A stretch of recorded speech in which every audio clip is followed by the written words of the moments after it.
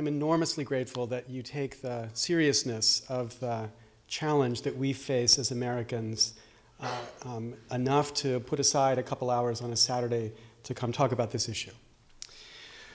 So I have just one sacred text. There are 1,000 hacking at the branches of evil. Henry David Thoreau, 1846, on Walden. There are 1,000 hacking at the branches of evil to one who is striking at the root. So imagine a letter written by a young girl. There were 2 clocks regulating our life, the one on the wall and the one in the bottle. We built our life around those 2 clocks. He slept late, so mornings were bliss. We could play and laugh without fear. But at some point, he would awake. And after he woke, the bottle was opened. And then the older the day grew, the more terrifying life became. He was happy at first, just before dinner, the most happy. That's the only time I spoke to him. A moment that I could pretend that I had a father who had a feeling of love. He'd smile, he would laugh, but soon he'd grow irritated, and by the end of dinner he was angry. And if we were not gone, usually just hiding in our room, by 9 he would be violent. He hit me more than once. Once he tried to do something worse than hitting me, and I left, and I never went back. We struggled to do many things then. To keep food in the house, to keep winter out of the house, to keep the house. But we never even spoke about getting him to stop. I don't know why. The bottle was just part of our life. We learned to live with it. Anything more just seemed impossible to us. Now the thing about us, all of us humans, is that we adapt. We adjust. We learn to live with it until we can't.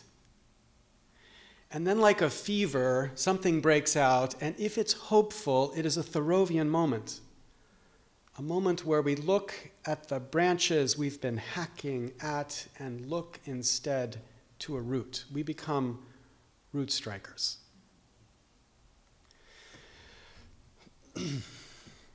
So there's a feeling today, I think, among too many of us Americans, that we might just not make it. Not that the end is near or that doom is around the corner, but that a distinctly American feeling of inevitability, of greatness, culturally, economically, or politically, is gone. That we've become Britain or Rome or Greece. This sense of failure is deep and profound, and it cuts across political boundaries. Now, a generation ago, Ronald Reagan rallied the nation to deny a similar charge by Jimmy Carter. Carter's worry that we had fallen into a state of malaise. And I confess, I was one of those so rallied back then, and I still believe Reagan was right. But the feeling I'm talking about is not Reagan's charge. It's not that we as a people have lost anything of our potential, but that we as a republic have. That our capacity for governing, the product in part of a constitution that we have revered for more than 2 centuries, has come to an end, that the thing that we were once most proud of, this, our republic, is the one thing that we all have learned to ignore. Government has become an embarrassment. It has lost the capacity to make the most essential decisions, and slowly it dawns on us that a ship that cannot be steered is a ship that will sink. This is not a Democratic or Republican point alone. This frustration is multi-partisan. The sense that the government doesn't work is a sense shared by all Americans, because there are many issues on the left and the right that systematically get blocked despite the electoral victories of those who otherwise ought to prevail. And in this moment, we have to seek this Thoreauvian root. Now, my job tonight is to convince you, to brainwash you a little bit about what exactly might be this Thoreauvian root. So I have some examples to walk you through. The first recounts a fight that I had for many years in my life, as described by Eric, around the issues of copyright. I became a copyright activist on October 27th, 1998, when President Clinton signed into law a statute honoring this great American, the Sonny Bono Copyright Term Extension Act. Now, this was a statute that extended the terms of existing copyrights by 20 years. And the question Congress was supposed to ask when it passed that statute was, did such an extension advance the public good? Because, of course, extending the term of future copyrights, in theory, might create more incentives to produce great new works, in theory. But the thing we know about incentives is that they're prospective only. Not in the world of Star Trek, but in our world, incentives are prospective only. Not even the United States Congress can get George Gershwin to do anything more. So when this statute was passed and we challenged it in the Supreme Court and we got some economists to join with us in a brief to say that this could not possibly advance the public good, this left-wing economist, oh, I'm sorry, wait, this is Milton Friedman, right-wing Nobel Prize-winning economist, agreed to sign the brief only if the word no-brainer was in the brief somewhere. So obvious was it that it could not advance the public good to extend the term of existing copyrights. Yet apparently there were no brains here when Congress unanimously extended the term of existing copyrights. What there was more than $6 million in campaign contributions from Disney-related corporations to drive to a conclusion that would benefit them at the expense of a public good. Here's another example. Wall Street Journal was puzzled last January in an article they wrote about the extent of the temporary tax code. Temporary tax code means the provisions in the tax code which are set to expire. And as they expire, they get extended. And as they get extended, there is what the journal called extender mania. Meaning, as this provision's about to disappear, there's a frantic drive to get it extended once again. And the question the journal asked, and it's an interesting question given the rise of these temporary provisions, is what explains this explosion in extender mania? Now, the first of these temporary tax provisions was actually an idea of Reagan, or Reagan's staffers. In 1981, Congress passed the Research and Development Tax Credit. But it was controversial. And it was therefore made temporary in a bargain with the Democrats to ask the question after a number of years whether it worked. And the idea was if the economists said it didn't work, they'd repeal it. But if the economists said it did work, they would make it permanent. And the answer was, after a couple of years, Democrat and Republican economists both says it did work. All of them agreed. It was a really great tax credit idea because it spurred the kind of investment that otherwise wouldn't have been invested in and therefore made sense absolutely to be part of our tax code. The puzzle is it's still temporary. To this day, it is still temporary. So why is that? Well, Rebecca Kaisar in this article in the Georgia Law Review gives us a clue. She says the principal recipients of the research credit are large US manufacturing corporations.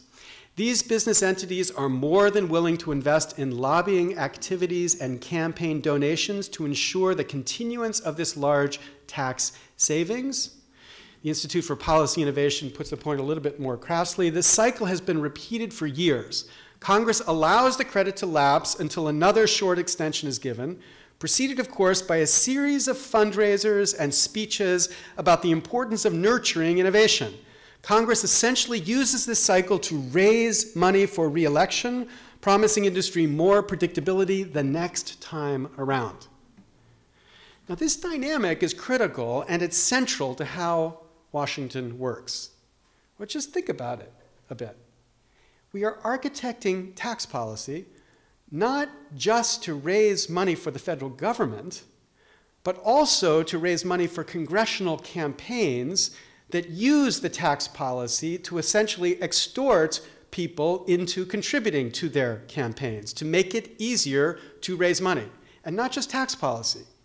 When Al Gore was vice president, his staff had an idea to change the way internet was regulated so that the disparate regulations of cable and telephone would be put onto a new Title VII, and it would be essentially deregulated, fundamentally deregulated from the way it was when he first became vice president. Staff took the idea to Capitol Hill. The answer from Capitol Hill was, hell no. If we deregulate these guys, how are we going to raise money from them?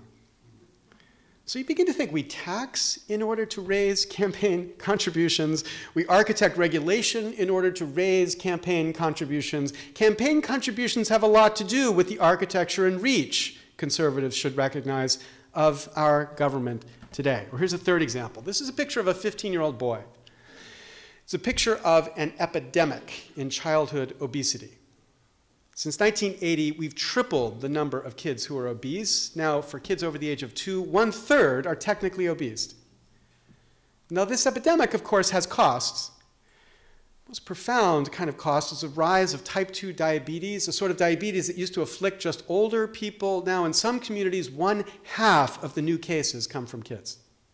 Total cost, as estimated by the Center for American Progress, is $147 billion annually in direct care costs. So why is this? What explains this change? Well, in part at least, it has something to do with what we eat. There's a consensus among people who know something about the matter that we eat too much of this stuff, not enough of this stuff. Or actually, not technically sugar. It's that we eat too much of this stuff, high fructose corn syrup. A mixture which in 1980 no human had ever consumed. Now 40% of the products in your supermarket have high fructose corn syrup in them. What explains that rise? Well, in part it's because of the relative costs between sugar and corn. Sugar is expensive, corn is relatively cheap. And that leads lovers of the market to say, well, that's what the market demands, that's what the market demands. But it's not quite so simple here.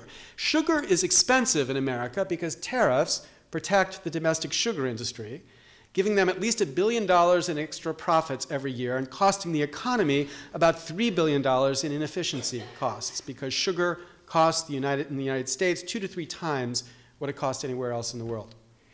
And corn is so cheap because it's subsidized, something like $74 billion in the last 15 years, leading some economists to say the cost of growing corn is actually negative. So when you add these two factors together, you can begin to understand the radical shift in the cost of foods. So between 1997 and 2003, the cost of vegetables went up by 17%. Cost of a Big Mac went down by 5.4%. Cost of a bottle of Coke went down by 35%. And you can understand a radical shift in how food gets made. So I'm sure many of you saw this fantastic film, Food, Inc., which tells the story of how, because corn is so cheap, we can afford to feed our cattle corn rather than having them graze on grass. That's great for the factory farms that produce cattle in this way. Not so great for the cattle, because it turns out, of course, that the stomachs of cows don't actually digest corn well. It kind of stews in there. And as it stews in there, bacteria grows, which of course requires tons of antibiotics to deal with the sickness that's induced by this poor food for the cattle. And of course, as you put tons of antibiotics in this mix, you begin to breed plentiful amount of bugs that are resistant to the antibiotics. And if this were a film, we'd cut to a scene of a 4-year-old boy eating a hamburger and dying from the poison carried in that food. All of this because corn is so cheap, sugar is so dear. So the free marketer should say, what explains this anti-free market silliness?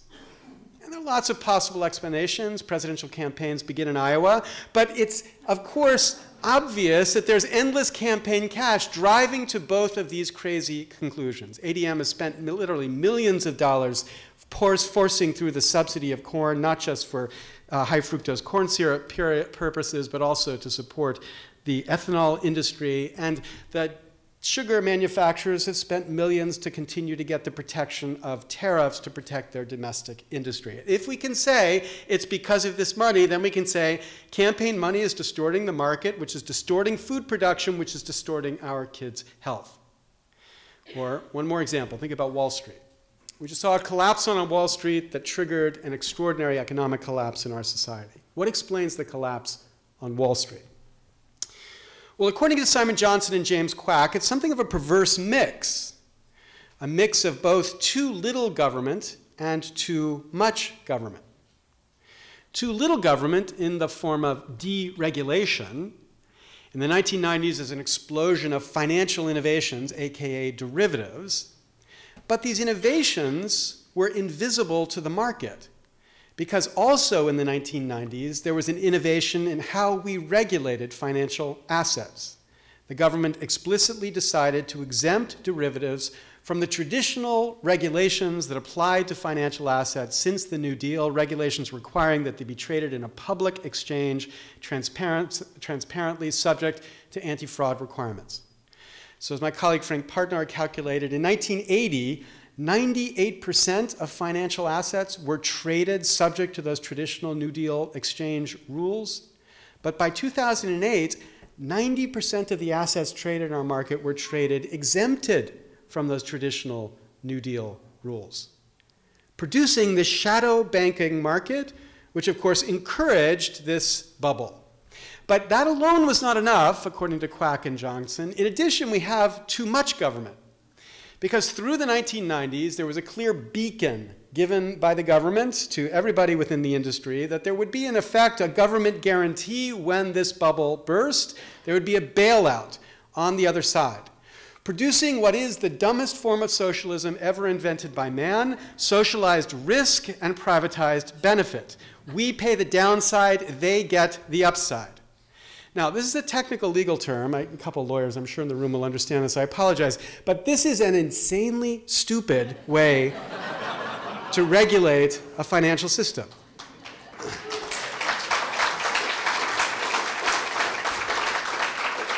But that's not the worst of it. All of that was before 2008. Even more astonishing is what happens after 2008, where we add insult to injury in a way that is the life of Congress now. Because after 2008, after we had seen the worst crisis since the Depression, after it was obvious to all who are not in the pay of Wall Street that one of the causes of this collapse was the mismanagement in this regulation. People on the left and right, Judge Richard Posner wrote 2 books pointing to the mismanagement of financial regulation here.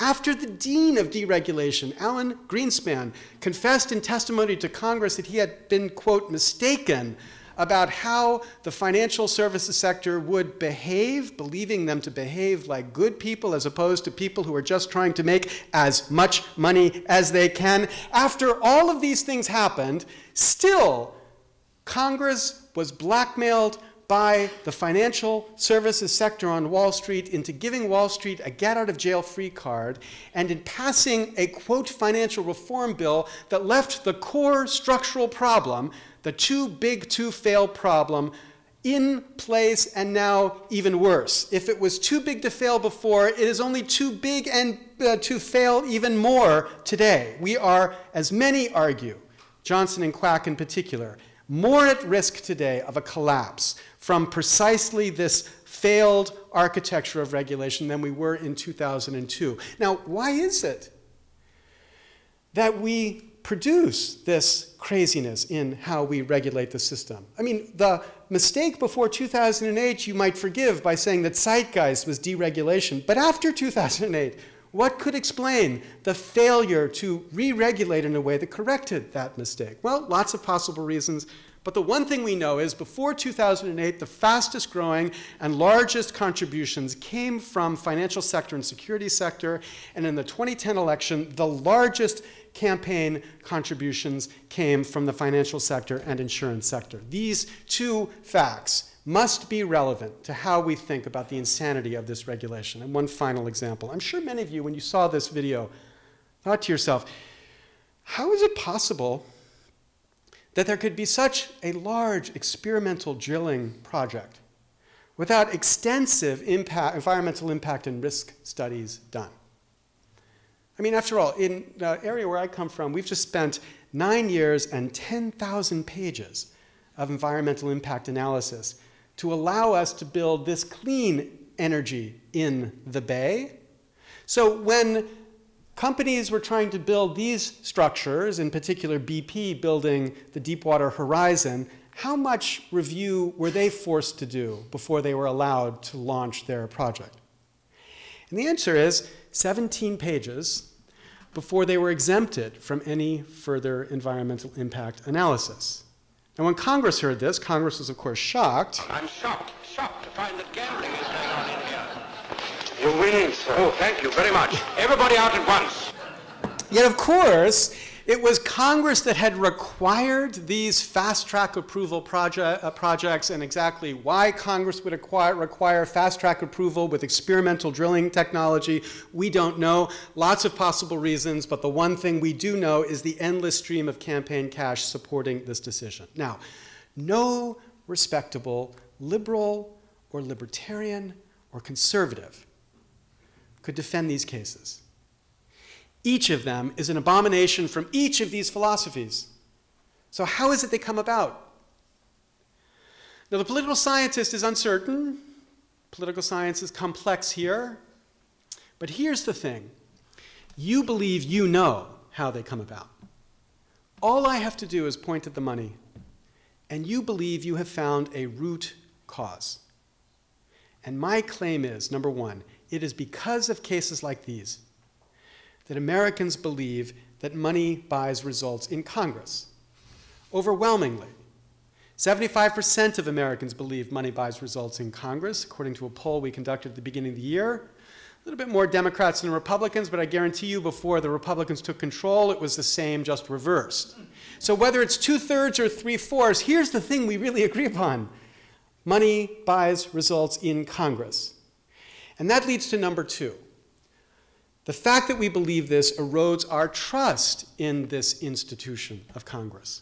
Gallup found last year that 11% of Americans had confidence in Congress. Things have gotten better. Now it's 12% according to the latest poll. 12% have confidence in Congress. You should put that in some context.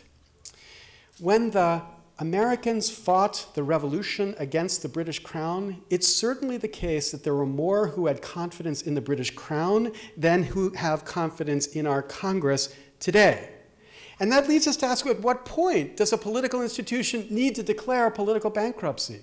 At what point do we say it has just lost the confidence of the people, requiring a fundamental change? But that leads to number three. This low trust erodes participation in the system. So Rock the Vote, the organization that turned out the largest number of young voters in the 2008 election, the largest in the history of elections in the United States, and arguably responsible for producing the victory of Barack Obama, found that in 2010, many of their constituents were not going to vote, so they pulled them. And the number one issue, number one reason given by the members of the Rock the Vote organization was, no matter who wins, corporate interests will still have too much power and prevent real change. And that's not just a view of kids. The vast majority did not vote in this last election, in part at least because of this belief. Okay, now, of course, it wasn't supposed to be like this.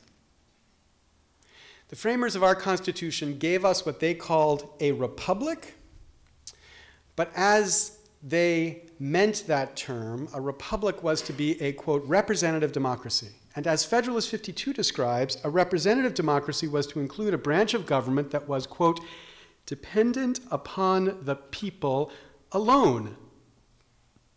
So here's their model of government. We have the people, and we have the government. I do my own slides. That's really cool, right? The way that bounces. So this marionette relationship, the government's dependent upon the people. The problem is that Congress has evolved a different dependence. Not just a dependence upon the people, but increasingly a dependence upon the funders of campaigns. Because as members of Congress spend between 30 and 70% of their time raising money to get back to Congress or to get their party back into power, they, like any of us would, develop a sixth sense, a constant awareness about how what they do might affect their ability to raise money. They become, in the terms of the X-Files, shape-shifters, constantly adjusting their view, not about the first 10 top issues that they talk about in their campaigns, but about issue 111 to 1000. They become shape-shifters, adjusting their view in light of what they know will raise money. Leslie Byrne describes that when she first went to Congress, she's a Democrat from Virginia, she was told by a colleague, quote, always lean to the green. And then to clarify, she went on, he was not an environmentalist. Now, the point is, this is a dependence too. But it is a different and conflicting dependence from the dependence intended by our framers, a dependence upon the people alone. Because, surprise, surprise, the funders are not the people. Indeed, as anybody who's been in this business recognizes, the people who get the attention of candidates are those who max out in their contributions to the candidates. So those who give what used to be $2,400, now $2,500. The percentage of America that maxes out is 0.05% of our population. 0.05% max out. So the Occupy Wall Street movement is missing a real opportunity here. It's not that we are the 99%. They are the 99.95%.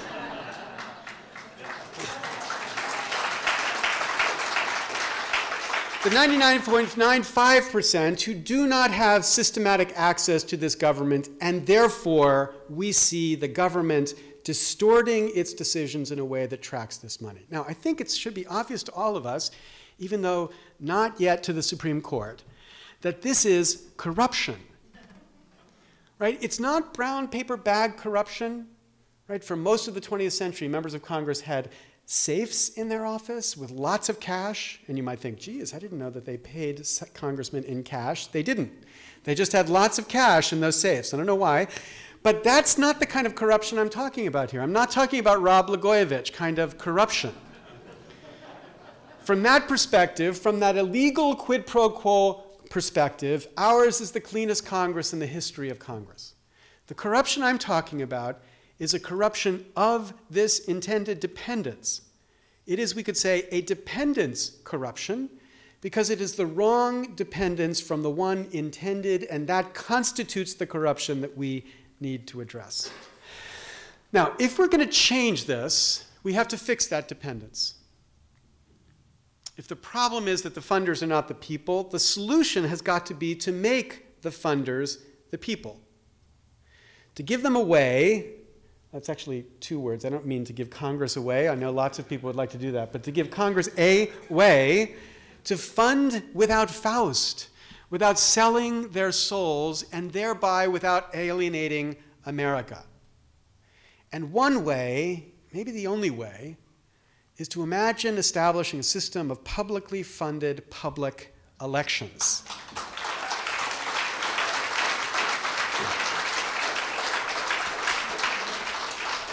A system to substitute the large dollar-funded campaigns that we have right now for small dollar-funded campaigns, building on the examples of red state Arizona, red blue state Maine, blue state Connecticut, giving candidates a chance to opt into a system where they need to take small dollar contributions only because those contributions are appropriately amplified to make it possible for them to fund winning campaigns without ever taking large contributions from anyone. Now, there are lots of ways to do this, lots of different strategies for implementing the small dollar funded campaign. I describe one in my book, a little different from Arizona, Maine, and Connecticut. But the point I want you to think about, to recognize, the critical point about this way of funding campaigns is that if we had a system where the vast majority of candidates just took small dollar contributions, when Connecticut launched their system, 88% of candidates and incumbents opted into the system in the first year. So if we had something even close, 70% of candidates opting into the system, taking small dollar contributions only, then we could all believe, as we all want to believe, that when Congress did something stupid, it might have been because there are too many Democrats or too many Republicans, but the one reason that wouldn't race to the top of our list was because of the money, because that alternative system would have removed the fundamental reason why we are so deeply cynical about what this Congress does. This is a way to change this system, to make it a system where the people are once again the core dependence that the Congress worries about. It's a way to restore the system and to give Congress a chance to at least be a little bit more trusted than King George III. Okay, now that's the argument. Here's the challenge. How do we bring it about? I don't think it's hard to see the problem. All of us saw the problem long before anything I said tonight. And it's not even hard to describe a solution. I think once you work through the mechanics of how these solutions could work, it's easy to see why indeed they could work. What's hard, what's maybe impossibly hard, is to imagine bringing that solution about, to imagine the political movement that could actually create it. Because there's a deep conflict at the core of this problem, and the conflict lives within the beltway that is Washington, D.C. As Jim Cooper, Democrat from Virginia, who's been in Congress as long as all but about 20 members of Congress, told me, the problem with Congress today is that Capitol Hill is now a, quote, farm league for K Street. Members and staffers and bureaucrats have an increasingly common business model in their head, a business model focused on their life after government, their life as lobbyists. So Public Citizen calculated between 1998 and 2004, 50% of senators left to become lobbyists, 42% of members of the House. Those numbers are only higher today. So that everyone within that beltway depends upon the system surviving, because only if it survives will they have the chance to cash out and make the money they can make as high-priced lobbyists. So how in a world where the only policymakers we've got depend upon the system surviving, how could we possibly change that system? Now, in my book, I describe the 4 possible ways to change it. One is the ordinary way. It's also impossible to imagine the ordinary way working. That's the statute. No statute will be passed because this Congress is not going to cure itself. That forces me to then talk about really 3 insane ideas, which turns out are just merely improbable, not impossible. And maybe the most insane, but I think ultimately the one that is the only way out, is to turn to the tool the framers of our Constitution gave us in the provision of the Constitution that governs amending the Constitution, Article 5. The framers gave us 2 ways to amend. The standard way is that Congress proposes an amendment, which then has to be ratified by 3/4 of the states. But the framers were worried, what if Congress is the problem? They're not going to propose an amendment to cure themselves.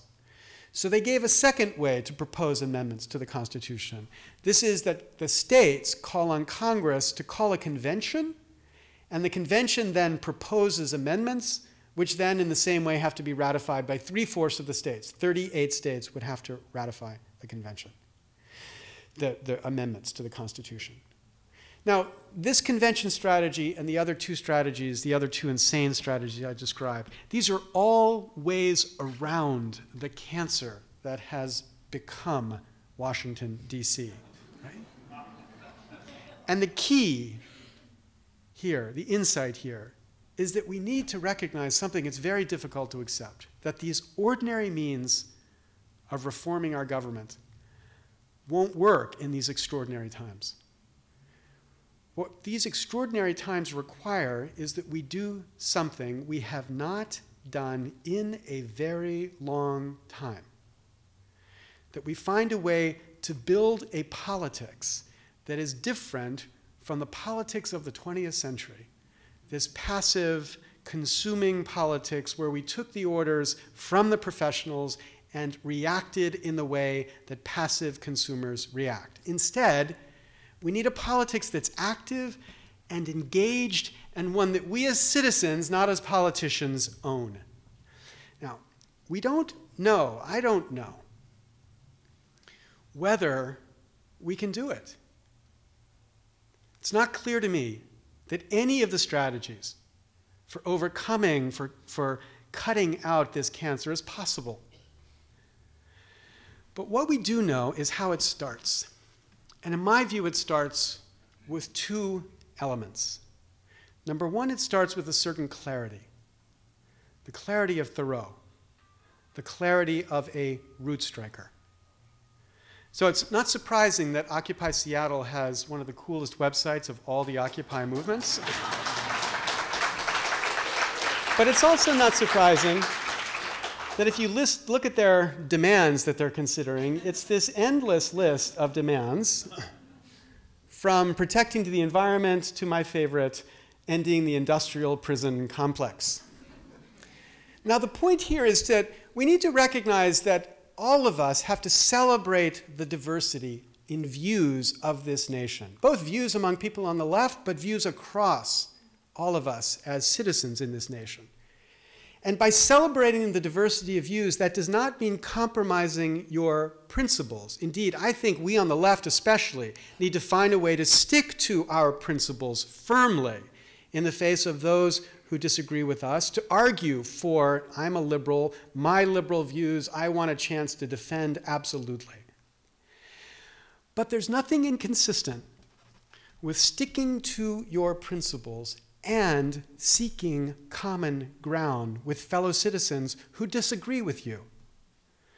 So in these movements, these Occupy movements, I think there needs to be an exercise. I think they need to articulate what we on the left believe and ask the Tea Party to articulate what we on the right believe. But then ask the question whether there isn't a fundamental set of beliefs which we, all of us, believe.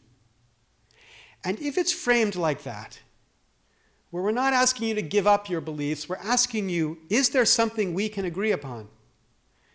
Then I think that if we can get people to focus, to connect the dots on the wide range of issues that frustrate all of us, those of us on the left, healthcare reform, people on the right, government bailouts, those on the left, global warming, people on the right, the complex tax system, those on the left, the financial reform, those on the right, financial reform. The point is, if we can get them to focus on these, we begin to identify a root cause, and all of us, whether from the left or the right, should recognize this picture as the root cause of our problems.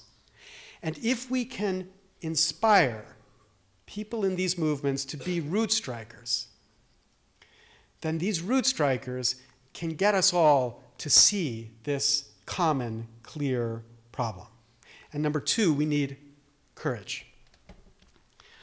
So Arnold HIATT is a friend in this movement. He's also very humble. This is the biggest picture I could find of him on the internet. He was president of Stride Rite, makes great shoes like Keds. And he's also a loyal Democrat. 1996, he was the second largest contributor to the Democratic Party. So in 1997, Bill Clinton invited him and a bunch of other large contributors to a dinner at the Mayflower Hotel. So it was a dinner for these fat cats, 30 of them.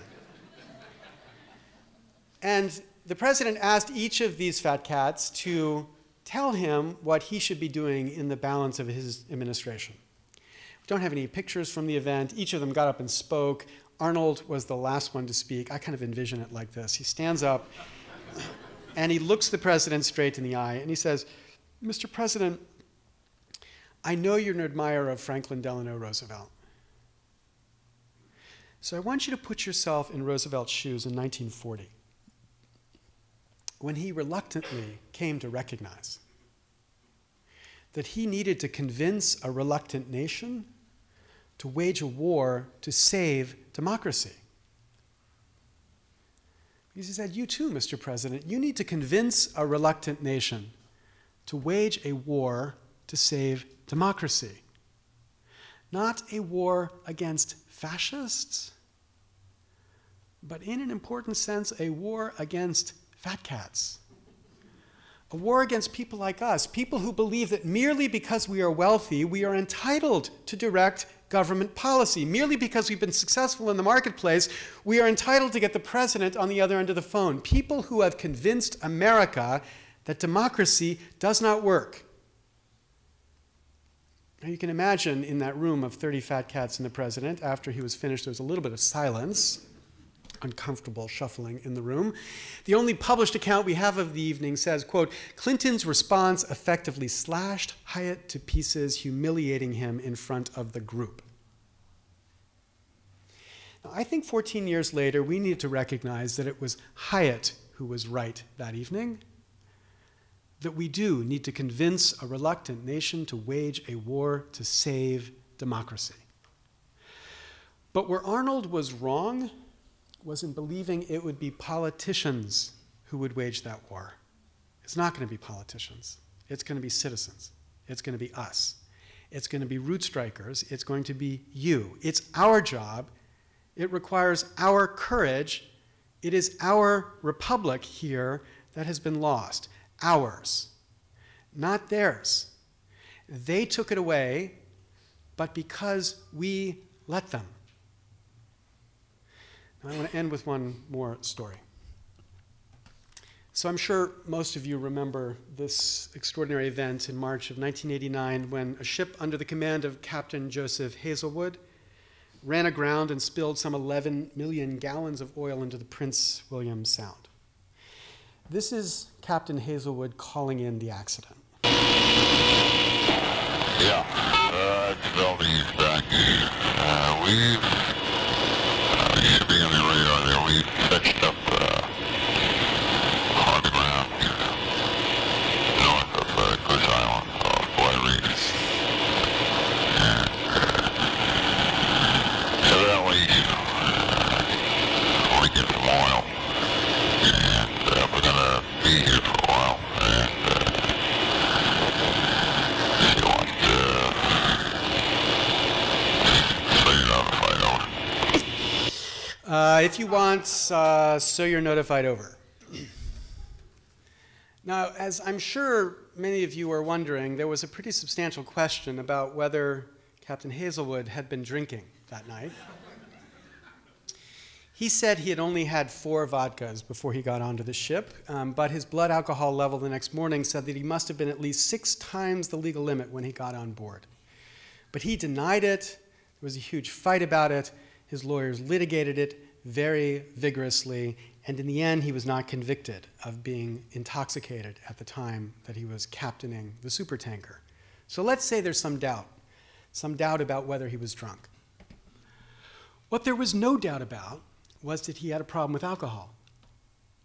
His mother testified that he had had a problem with alcohol in the past. 1985, 4 years before the accident, Exxon had treated him for his problem with alcohol. After the accident, the president said that he thought that Hazelwood had mastered his problem. But in 1986, his driver's license had been revoked for driving under the influence. And in 1988, his driver's license had been revoked for driving under the influence. At the time he was captaining a supertanker, he was not allowed to drive a VW Beetle. Okay, but forget for a minute Captain Hazelwood. He's not my target. I want you to think about those around Captain Hazelwood, the other officers who could have picked up a phone. While a drunk was driving a supertanker, I want you to think about those people who did nothing, because all of them except one did nothing.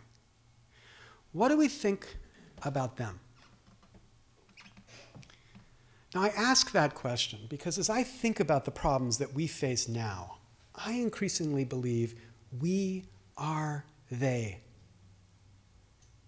The critical problems in our society requiring serious attention, yet we have institutions incapable of that attention. They are distracted by the wrong dependencies, unable to focus, like a pilot playing on a laptop rather than flying the airplane, or a surgeon flirting during surgery, or half of you on your cell phone when you're driving. We face these critical problems requiring serious attention, but none of the institutions that are supposed to give them this attention can do it. And who is to blame for that? Who is responsible for that?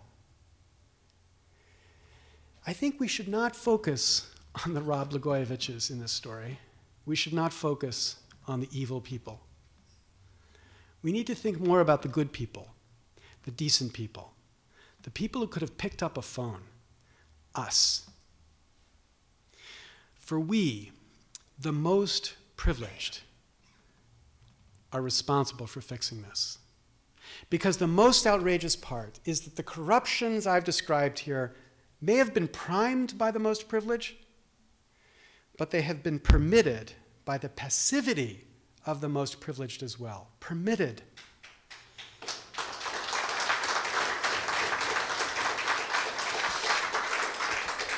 When Ben Franklin was carried from the Constitutional Convention in 1787, he was asked by a woman, Mr. Franklin, what have you wrought? And Franklin said, a republic, ma'am, if you can keep it. A republic, a representative democracy, a government dependent upon the people alone. We have lost that republic. And all of us have to act now to get it back. Thank you very much.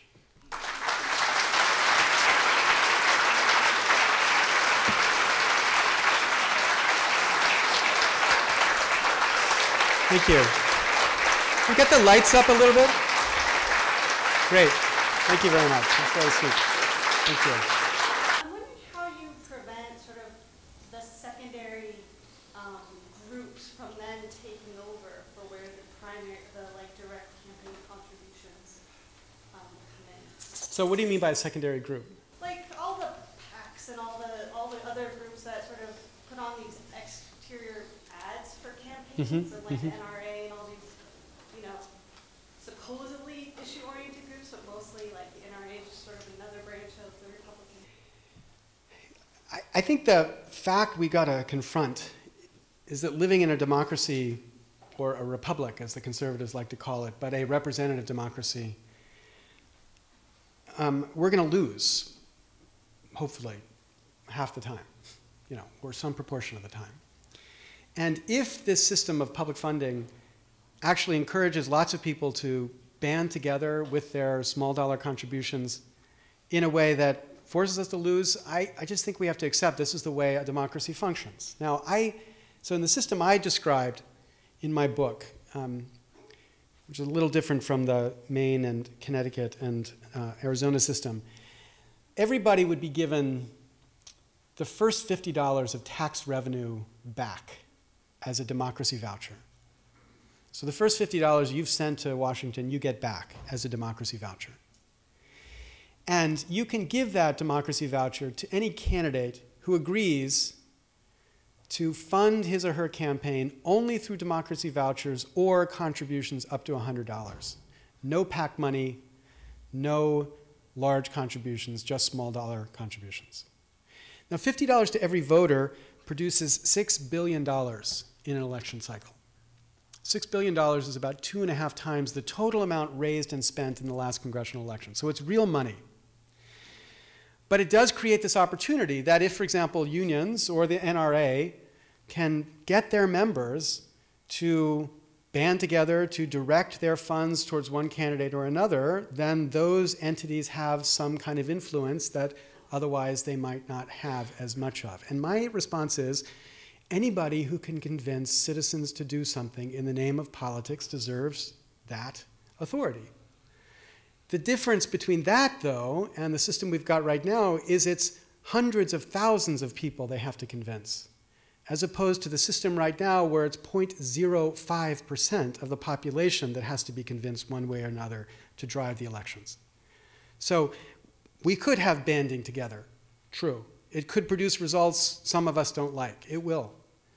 But it at least has the authority of the dependence related to the banding together of people as opposed to a small set of funders who are not the people.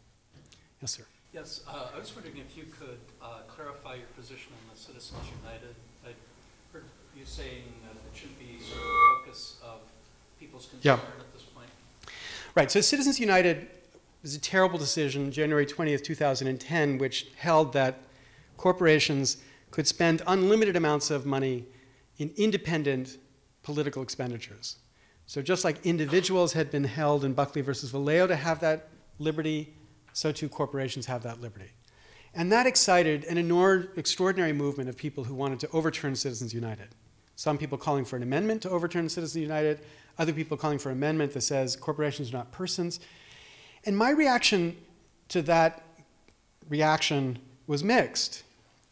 Because on the one hand, the decision in Citizens United, I think, is terrible. And I'm enormously excited by a political movement that grows up in response. But on the other hand, if all we do is to achieve the reversal of Citizens United, we haven't achieved anything. Because the fact is, on January 20th, 2010, the day before Citizens United was decided, our democracy was already broken. So fixing Citizens United is not the way to fix this democracy. So I think the way to fix, ultimately, in addition to the kind of public funding that I've described, I think we ultimately have to have constitutional change. And in my view, constitutional change has three components. Number one, a requirement that we publicly fund public elections. Number two, a limit on contributions. And I take Buddy Roemer's $100 as the limit, $100 limit. Because I don't want to get all money out of politics. I think it's a good thing if people give money that makes them committed to the candidate, it gets them active. Participation is important. But we just have to make a number that's not going to be so significant that anybody could believe that it was driving policy because of that number. So maximum contribution of $100. And number three, Congress has to have the power to limit, but not to ban, independent expenditures by both corporations and citizens, by everybody. So that everybody has a chance to get their view out, but nobody has the right to dominate a political election so that the candidates are not just shape-shifting to get the contributions they want, but also shape-shifting to encourage the right kind of independent expenditures in their campaigns. It's obvious to all of us that that's what happens. Not to the Supreme Court, so I don't know quite why we're more insightful about this than the Supreme Court is about it, but they were fundamentally misguided in that understanding. So if we had the power to limit independent expenditures and limited contributions and publicly funded elections, I think we get everything we need in reform. Now some people say, and we should say corporations are not persons. And I say, okay, fine. As a lawyer, I don't quite get what's so significant about that, but okay, fine. But just don't make corporations are not persons the reform. Let's make it number 4. Or I'll say number 1 in a list of 4 that includes my only other 3. But let's make sure we get real reform that really makes it so that the funders are not a small slice of America that continue to direct public policy in a way America doesn't want. Yeah. In watching the comments that people are making, it seems that these are all people who want to get something done here, but each of them are going in there with how this thing is going to be written, which we can't write it right now, and how they can address their own personal issues on this. So you're talking about Dylan Ratigan's Get Money Out campaign. Right. So you're talking about people's comments about his amendment. That's correct. Right, okay. And what I have observed over the years is basically there's 2 types of issues out there that go in front of Congress. One has to do with money generally, and the other has to do with emotion and religion. So if we set aside the emotion and religion and ask the people about their money issues, or these issues that we see, and have them look at what the seed is for that issue, as you say, it's money. What I'd like to see us do is to somehow get people together with a campaign that basically says to make 2012 a one-issue election.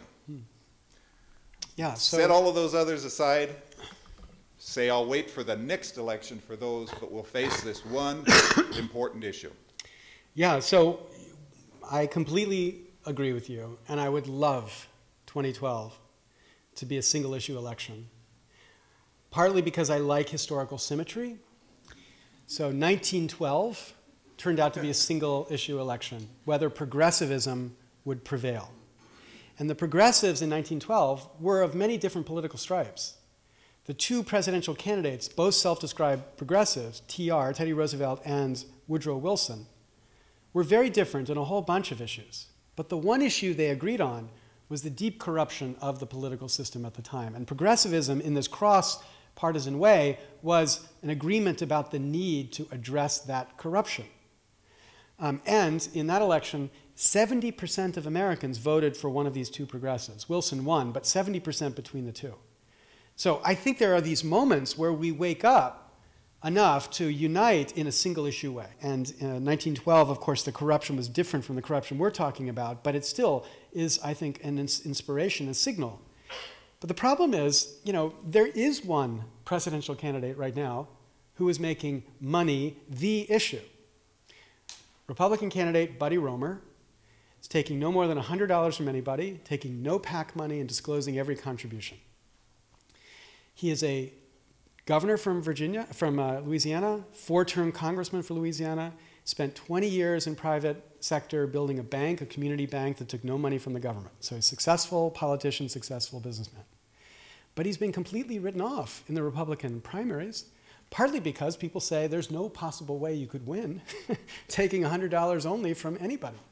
So he hasn't even been allowed to be in the debates to place this issue at the center of the Republican debates. Now, I'm a Democrat, and I worked hard to elect Barack Obama, and Barack Obama was a colleague of mine in Chicago, and I had deep respect and love for him as a person.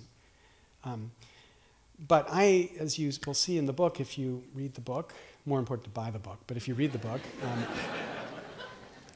I'm extraordinarily disappointed in Barack Obama. I think the only reason he was entitled to the nomination over Hillary Clinton was that he made reform the issue. Take up the fight to change the way Washington works. That was, and Hillary is like, at a Gilly Coast conference, she had this wonderful exchange about lobbyists. Lobbyists are people too. They represent real people too. There's no problem with the system. So her view was not, we got to change the system. It was just got to run the system to get the most we can out of it. And Barack Obama became Hillary Clinton on January 20th, 2009. He ran his administration the way she would have run her administration. Now, I think if she were president, we should say of her, she did a great job. You got as much as you could get out of this system. It was a hard way to fight in this system. But of him, we should say, this is a betrayal. We are Charlie Brown, you are Lucy. You are the latest in a series of Lucys who's told us you were going to reform the system and you didn't. So I can't imagine voting for anybody except for Barack Obama, except if Buddy is the candidate on the Republican side, I'm going to be out there fighting as hard as I can. Because imagine if it were the Republican who was saying money is corrupting this system. You listen to his rhetoric and you cannot see in his rhetoric about money anything I think to disagree with. Now his policies scare me. He's a right-wing Republican. I was the youngest member of a delegation in the 1980 Reagan convention, right? So as a kid, I was a right-wing Republican. I grew up, but as a kid, I was a right-wing Republican. I'm not anymore, so I'm scared about that, but I have exactly your sense.